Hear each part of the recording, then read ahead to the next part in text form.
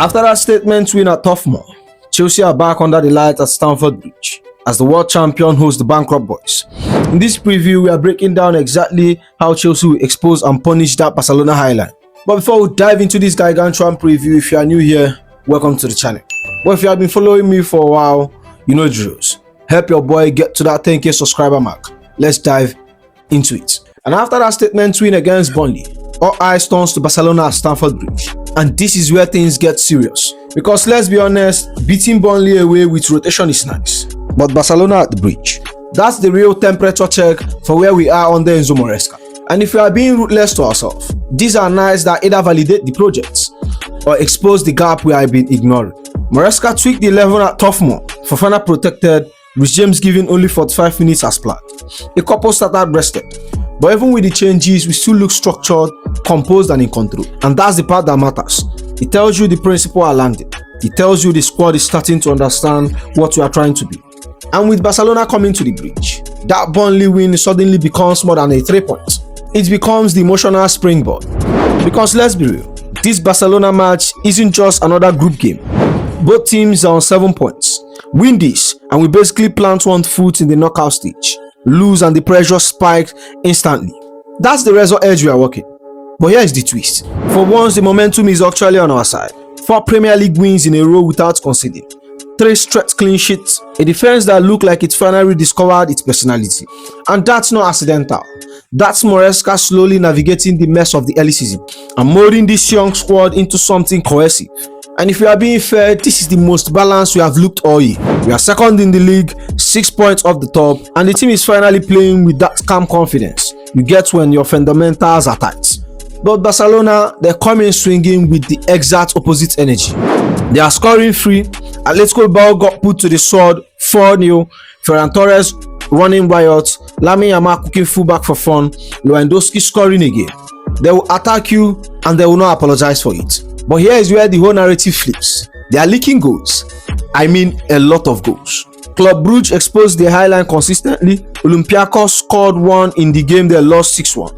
PSG punished them. And that's the worrying threat for them.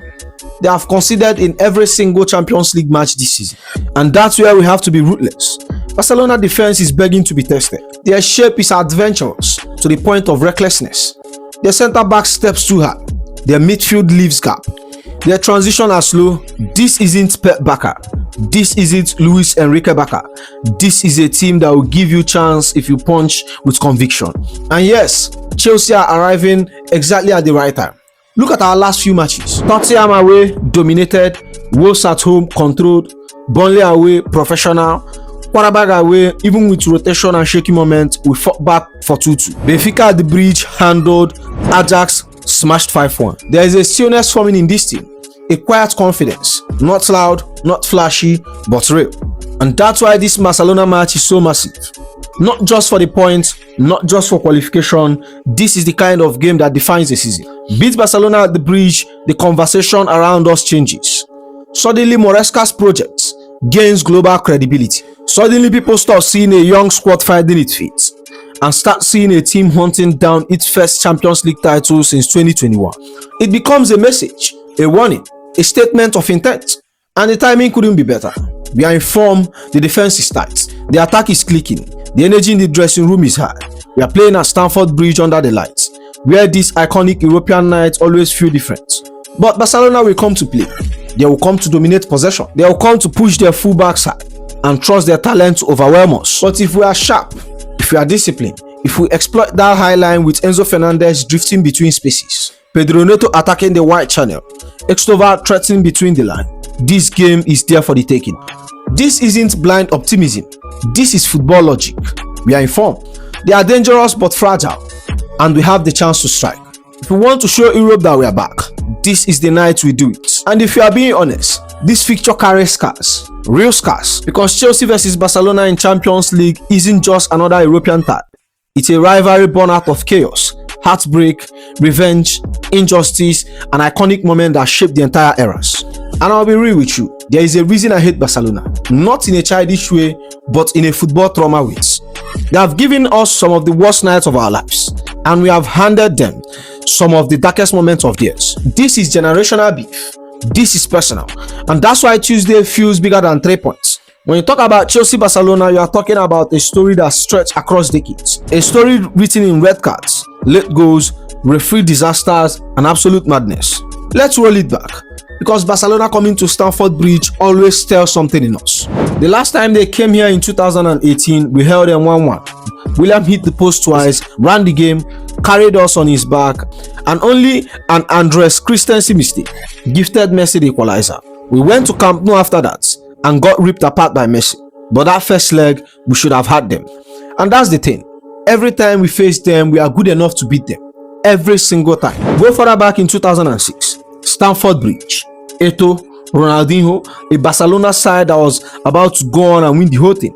We lose 2-1 at home. The only time Barcelona has beaten us at Stamford Bridge. 1 in 7 attempts. That's how uncomfortable this place is for them. This stadium, our stadium, suffocates them. It rattles them. It forces them to play slower, more cautious, less arrogant. Because they know exactly what happened there before. And we know too. We know the nights we have broken them. And the nights they have robbed us blind. 2012, you know the scripts. You know the trauma. You know the revenge. That Gary Cahill injury, that John Terry red card, that Sanchez rolling around. The moments where Barcelona thought they cornered us. And then Torres slipped through. Round Valdez, sent Chelsea Football Club to Champions League final. Everything froze. Time stopped. We all screamed. Pain lifted. A decade of frustration evaporates in one counter-attack. That's why I hate Barcelona, because they are the villain in our story. But we have also had some of our biggest triumph in their expense. You cannot remove Barcelona from Chelsea Champions League DNA, and you can't remove Chelsea from Barcelona's nightmares either. Then there is the stats that matters most heading into Tuesday. Chelsea have not lost a home group stage game in Europe since 2019. 11 wins out of 16. And Barcelona won win at the Bridge in their whole history. So when they step out at Stamford Bridge on Tuesday, they are not just facing a match. They are facing the weight of history. They are facing a stadium that has suffocated them every era. They are facing a club that relished this rival more than any other. And that's why this game feels dangerous for Barcelona. Because yes, they are free scoring. Yes, they have got the Yamaha hype machine and Ferran Torres purple patch. And Lewandowski trying to prove he's still relevant. But when they walk out into our ground, under the lights in a place that have broken a bigger Barcelona team than this one, the energy shifts. This isn't the Camp Nou where everything goes their way. This is Stamford Bridge, the stadium that eats their confidence alive. And the worst part for them, we are informed. We are disciplined, we are organized, we are defending with arrogance again. We are feeling like Chelsea again. So yes, I hate Barcelona because no club actually pisses me off more in Europe. But maybe that's exactly why I want this match so much. Because nothing, I mean nothing actually beating Barcelona on a Champions League night. Now let's get into the part that decides this match. The tactics. Because all the history, all the emotion, all the hatred, none of it matters if we get the details wrong. And Barcelona are one team you must outthink, not outfeel. And Enzo Maresca knows that better than anyone. This isn't a game where we try to match their possession. We are not stupid. We are not walking into a buzzsaw of Hansi Flick 4-3-3 trying to play tiki-taka with kids who grew up on rondos. Maresca's whole plan is going to be built on control without the ball. Compact shape, short distance, minimal gap, explosive transition. This is how we beat a Barcelona side that plays with arrogance and leaves ocean of space. Because let's be honest, Hansi Flick Barca defense like they are allergic to running backwards. They push their line so high, it looks like a dare. Bruges exposed it, PSG exposed it, even Olympiacos found joy. And this is where we come in. Our wingers are literally built for this matchup. Pure chaos, pure pace. Exactly the profile that makes a high line crumble. Maresca will tell our fullback to tuck in, form the back three in possession, and let the wide players stay high and ready. The moment Barcelona lose the ball, bang, we hit the space. 2 passes and we are running straight into their centre backs. But the real war is in midfield, and that's where our double pivot becomes everything. They cannot have an average game, no jogging, no half pressing, no getting dragged around by Barcelona's rotation. They have to be animals. They have got to scream Ferran Torres drifting inside. They have got to block Yamaha cutting through half spaces. They have got to stop the little pass Lewandowski thrives on. And they need to break Barcelona's press with 1 or 2 brave touches to release counter. Because if the midfield don't set the tone, Barcelona will suffocate us. It's that simple. But Barca have their own issue. issues we must exploit. Pedri out, Gavi out, that's their creativity gone. Their ball retention weakened. It affects everything. It forces Hansi Flick to rely on Casado and De Jong, or even emergency rotation to build the game. And as good as De Jong is, he cannot control an entire Champions League night at the Bridge. And then their fullbacks. Alejandro Balde should be fit, but you know head knock and something you should just shred off. And Koundé is not a natural fullback. He gets dragged, he gets isolated, and he hates pace running directly at him. Maresca will see that, and Maresca will target that. Barcelona won't change who they are. Hansi Flick will push Balde and Koundé high, use the wingers to pin us back, and let Lewandowski act as the reference point to link everything. The scary part, their firepower is real. Yamal is outrageous. Footwork, angles, and unpredictability. He can embarrass experienced fullback. So Cucurella is stepping into a war zone on that flank, not a duel. So Cucurella needs to stay switched on from minute 1, because if he gives Yamal a yard, even a second, the kid will turn it into a highlight script. Ferran Torres on the opposite side, underrated, always arriving, always ghosting between defenders. Lewandowski at 36, still a problem if we let him turn. So again, we must frustrate their rhythm, drag them into a slower and more physical game. We deny them vertical passes through the middle and make them calculate uselessly. And the moments they overcome it, we punch. Barcelona, we want the match to be about flow. We want it to be about disruption. They want dominance, we want discipline.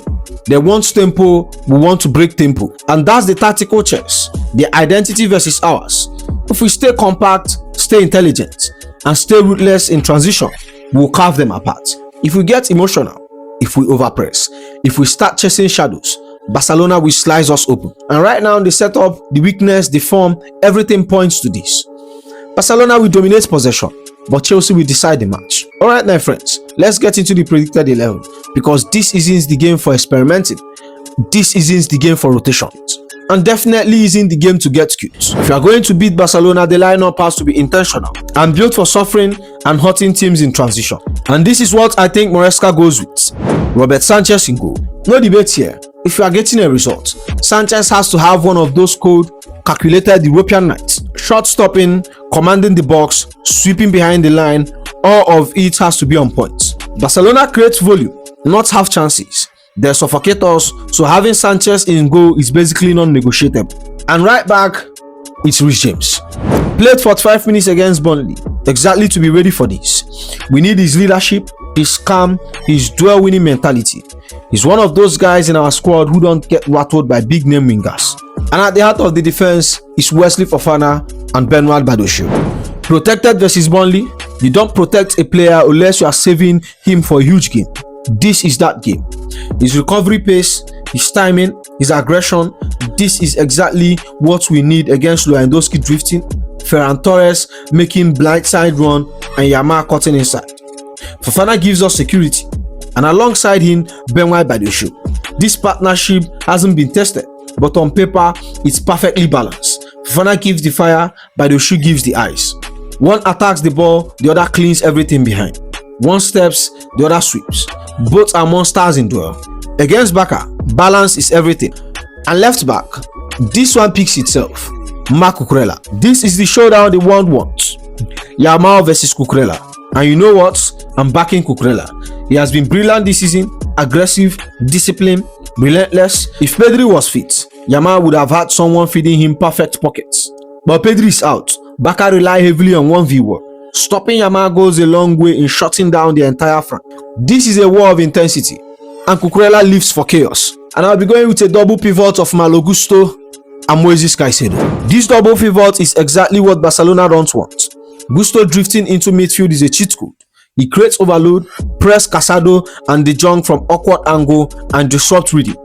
His role is basically be unpredictable, be annoying, break everything. Caicedo, we have seen this script before. He sits, he screams, he protects the backline like his life depends on it. He soak pressure, win duel, snap out of counter attack with one clean pass.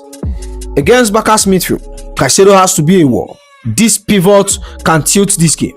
And in the 10 is Enzo Fernandez. Enzo in the 10 is exactly where this match needs him. With the ball, he pushes forward, creates triangles, control tempo, break line.